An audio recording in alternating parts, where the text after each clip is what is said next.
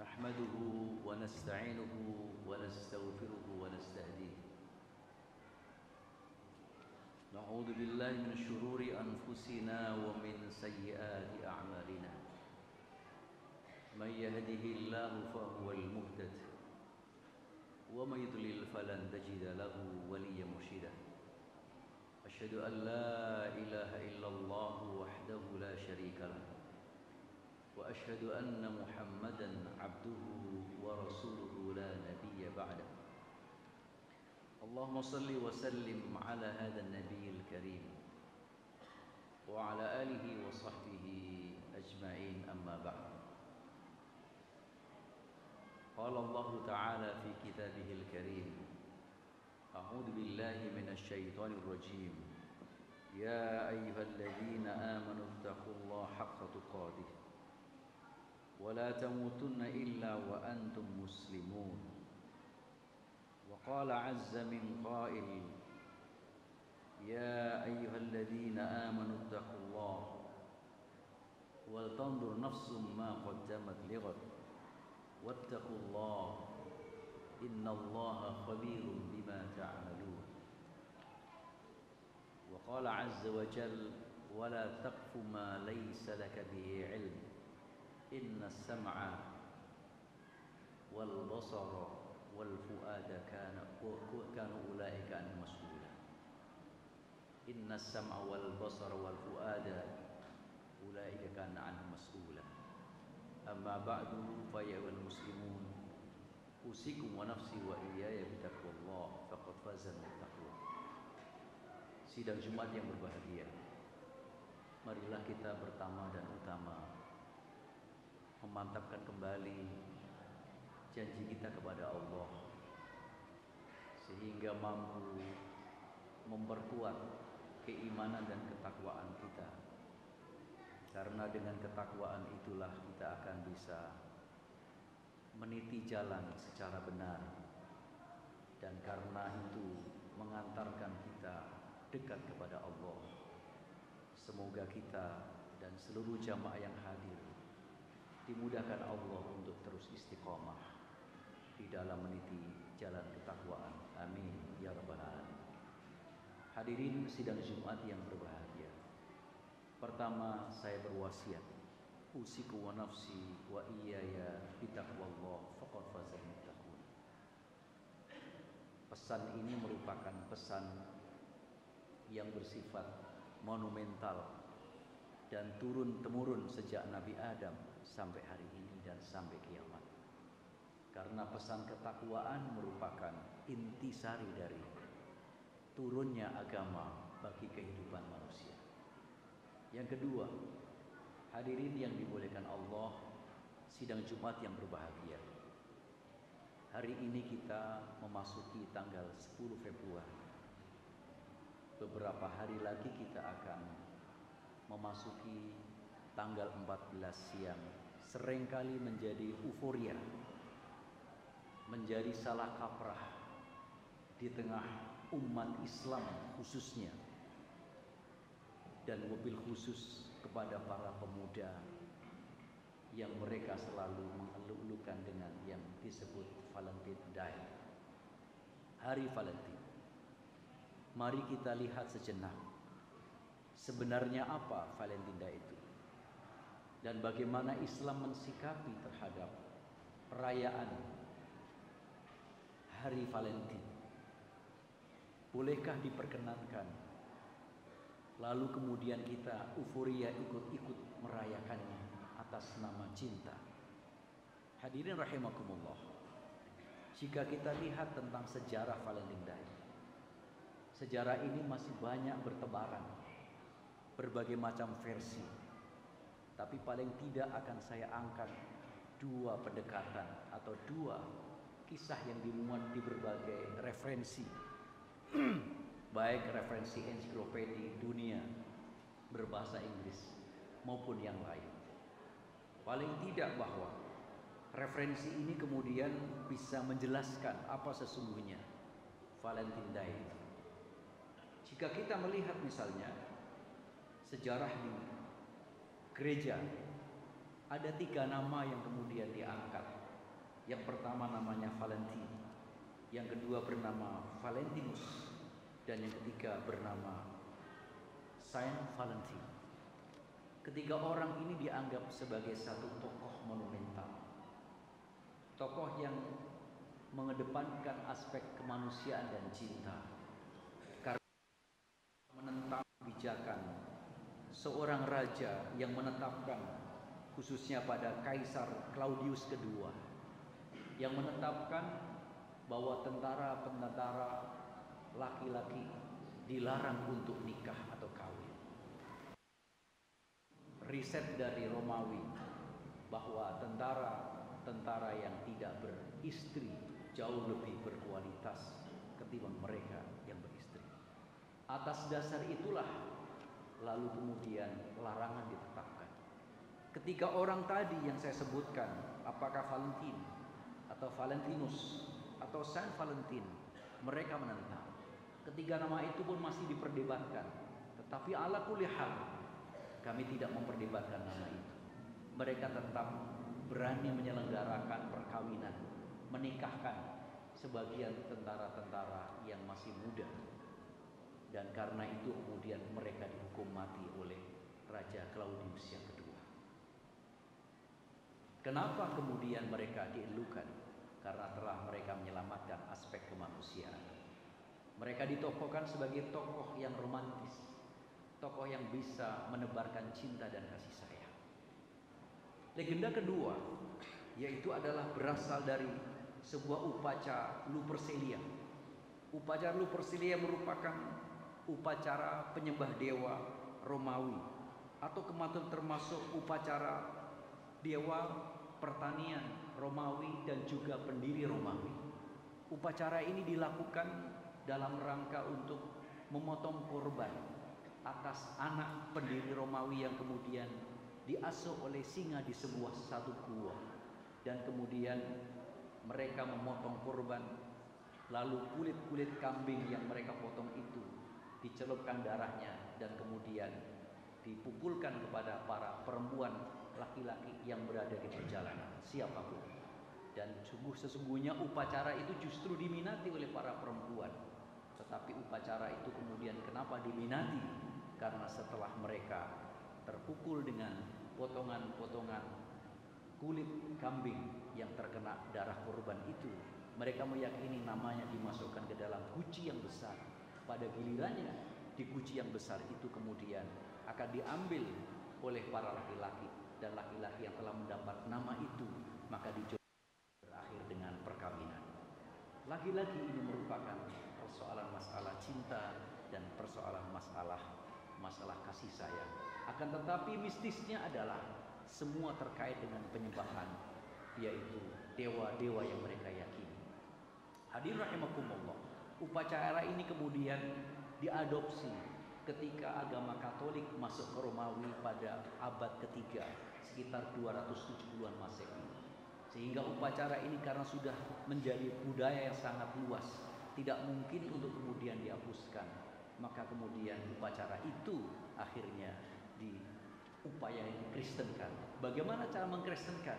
Cara mengkristenkan adalah pertama, nama-nama yang dimasukkan ke dalam guci itu diganti bukan nama-nama perempuan yang mereka ingin mengadu nasib mendapatkan jodoh, tetapi nama paus-paus mereka yang untuk kemudian lebih kuat lagi, maka kemudian akhirnya upacara itu saja, tetapi kemudian diselenggarakan pada tanggal 14 Februari. Kenapa? Karena bertepatan dengan matinya Saint Valentin yang kemudian untuk mendekatkan kepada Kristen. Sehingga pada tahun 496 Masehi, maka kemudian raja itu yang pertama kali yang kemudian dia menobatkan, kemudian menetapkan bahwa Paus Lausius yang menjadikan upacara Romawi kuno ini menjadi hari perayaan gereja dengan nama Saint Valentine Days.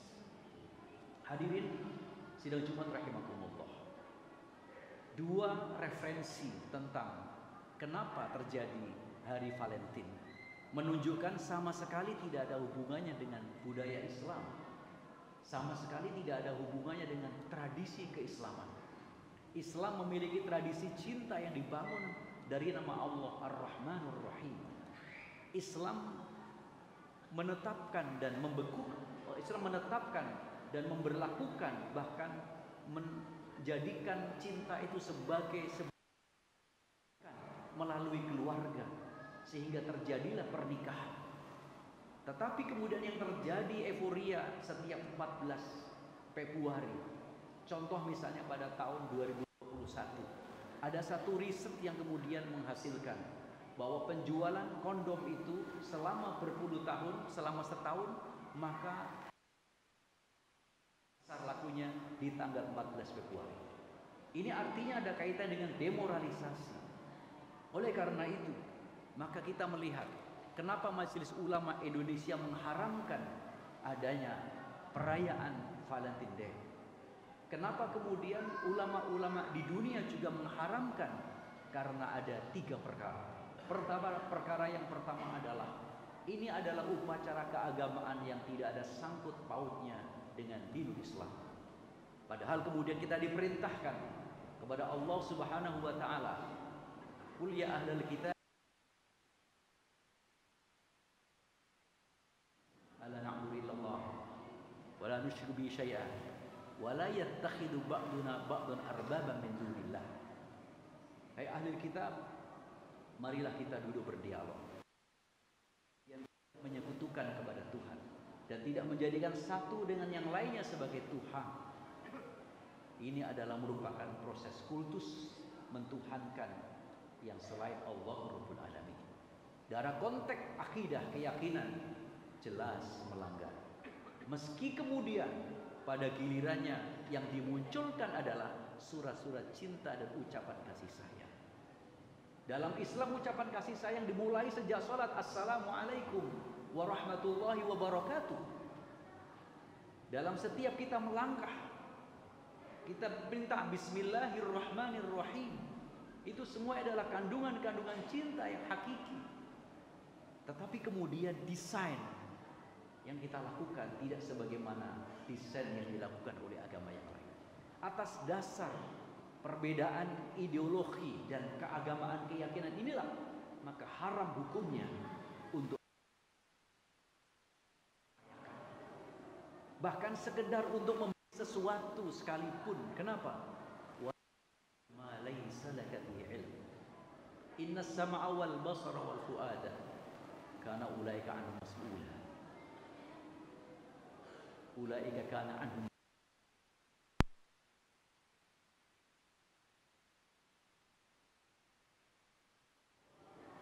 Karena pendengaran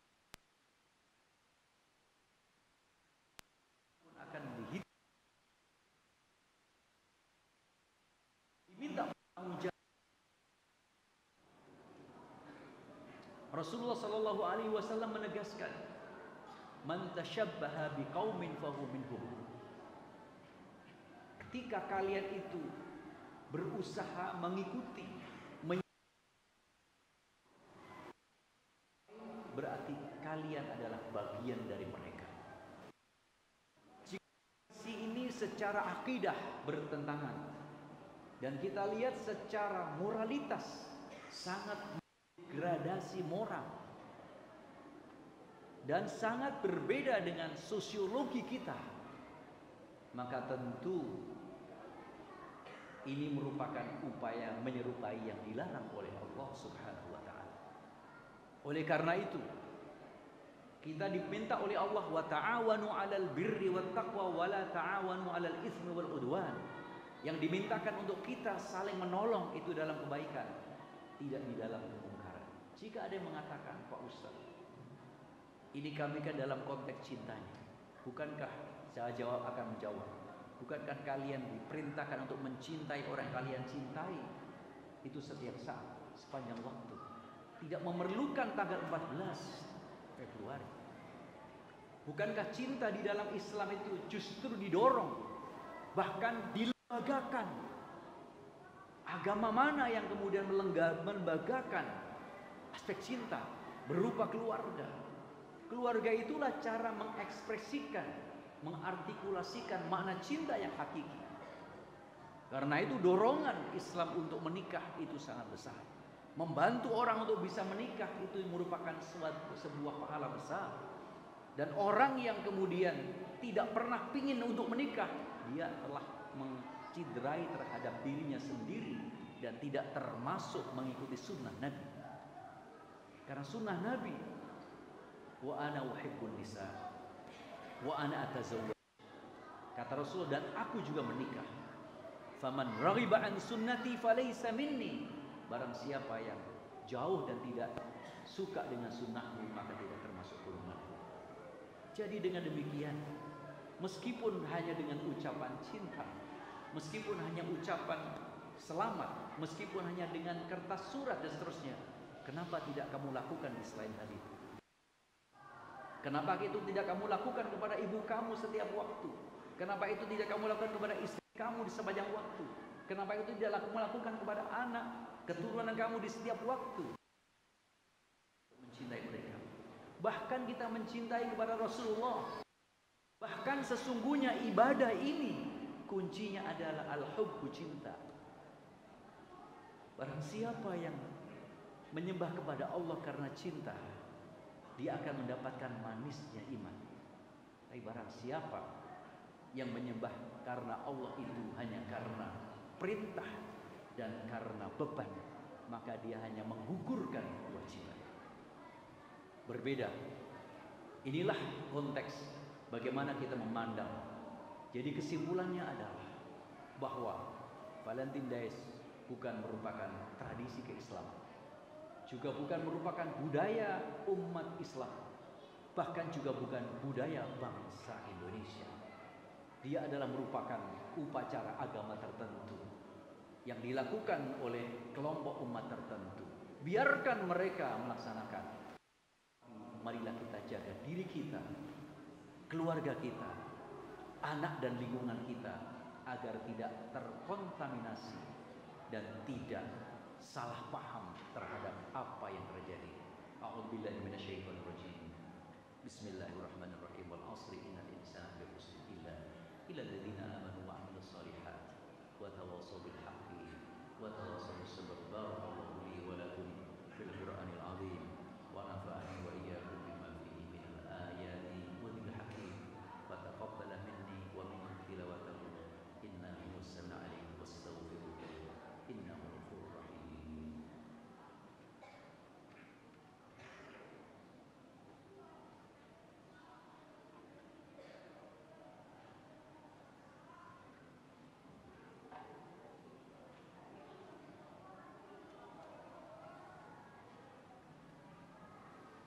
Innal hamdalillah nahmaduhu wa nasta'inuhu wa nastahdiih. Na'udzu billahi min shururi anfusina wa min sayyiati a'malina. May yahdihillahu fahuwal muhtadi wa may yudlil falan tajida lahu waliyan mursyida. Asyhadu an la ilaha illallah wa asyhadu anna Muhammadan abduhu wa rasuluh. Allahumma shalli wa sallim ala hadzal nabiyil karim wa ala alihi wa sahbihi ajma'in. Amma ba'd, fa ya ayyuhal muslimun usikum wa nafsi wa iyaya bitaqwallah faqad fazal muttaqun.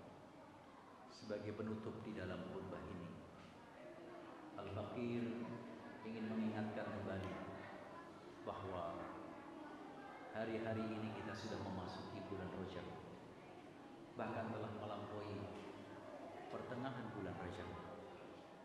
Semoga Allah memberkahi kita, hidup kita, waktu kita, kerja dan tugas-tugas kita, dan kita diberkahi pula di bulan Sya'ban, dan kemudian kita bisa menemui kembali Ramadan dalam keadaan iman, dalam keadaan sehat, dalam keadaan afiat, dan kuat untuk melaksanakan seluruh tugas-tugas kewajiban kita sebagai orang mukmin.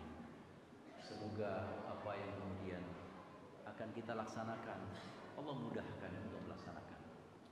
Yang terakhir, hadirin rahimakumullah, bahwa memang di dalam bulan Rajab kita tidak menemukan satu hadis yang sahih terkait dengan keutamaan khusus. Namun yang kita temukan adalah memperbanyak puasa di bulan Sya'ban, di hari apapun dan di waktu manapun. Di dalam hadis yang diriwayatkan Imam Al-Bukhari dari Aisyah radhiyallahu anha, ma ra'aitu Rasulullah sallallahu alaihi wasallam yasumu fi ghairi Ramadan akthar mimma yasumu fi Sya'ban wa kana yasumu Sya'ban kullah fi riwayat. Aku tidak melihat Rasulullah berpuasa selain Ramadan yang paling banyak kecuali di bulan Sya'ban. Bahkan saya pernah menyaksikan Rasulullah nyaris puasa 1 bulan penuh di bulan Sya'ban. Itulah keutamaan.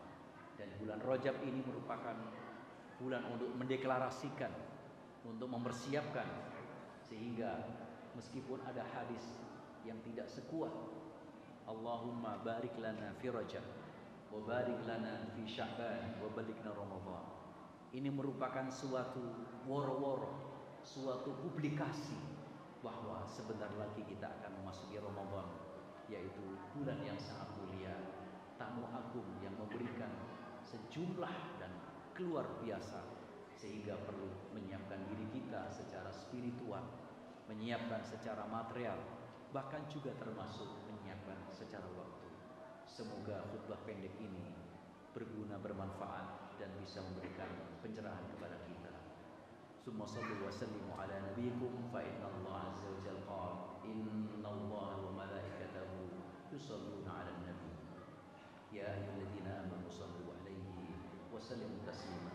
Allahumma salli wa sallim ala sayyidina Muhammad abdika wa rasulika nabiyil ummi wa ala alihi wa sahbihi wa sallam tasliman katsira adada ma ahata bihi wa khata bihi wal ard wa ahsahu kitabuk wardallahu an sayyidina Abi Bakar wa Umar wa Utsman wa Ali wa an sahabati ajma'in wa an tabi'in wa tabi'ihim bi ihsan ila yaumiddin wa alaina ma'ahum bi rahmatika ya arhamar rahimin. Allahumma fil muslimina wal muslimat wal mu'minina wal mu'minat al ahya'i minhum wal amwat innaka sami'un qaribun mujibud da'awat ya qadiyal hajat wa ya kafi'al ummat. Allahumma ansur Islam wal muslimin wa ahlikil kafarah wal musyrikin. Allahumma ansur Islam wal muslimin wal mujahidina fi kulli makan alladhina yujahiduna li ilahi kalimatika ya rabbal alamin. Allahumma ij'al baldatana hadi Indonesia baldatan aminatan mutmainnatan ra'iyatan bi ayatika ya rabbal alamin wa jami'a buldal muslimina 'ammatan ya dzal jalali wal ikram. Rabbana taqabbal minna innaka antas samiul alim wa tub 'alaina innaka antar rahim. Allahumma barik lana fi hadzal syahr syahr Rajab wa barik lana fi Sya'ban wa ballighna Ramadan bi sihhatin wa afiyatin wa sabatin wa iman wa quwwah ya rabbal alamin. Wa sallallahu ala khairi khalqihi nabiyyina wa maulana Muhammad. Ibadallah, innallaha ya'muru bil 'adli wa ita'i dzil qurba wa yanha 'anil fahsya'i wal munkari wal baghi ya'idukum la'allakum tadhakkarun. Fadhkurullaha